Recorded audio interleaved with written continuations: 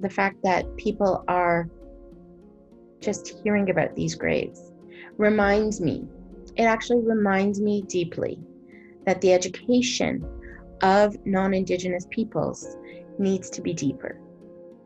6.5 years ago, the calls to action were released from the TRC, the Truth and Reconciliation Commission. And so many people are saying they didn't know that these existed. However, recommendation 71 to 76 talks about the burial grounds on the residential school properties and the mass graves that were there, and the fact that these needed to be addressed. We've known about this. The survivors have known about this.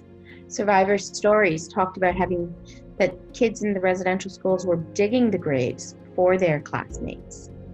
This is not something that was hidden. People talked about this in their depositions to the TRC. So this has been there. These sorts of stories have been grounded, but because people don't look for them or people don't hear the Indigenous voices speaking to them, it's very challenging when something like the 215 bodies are found.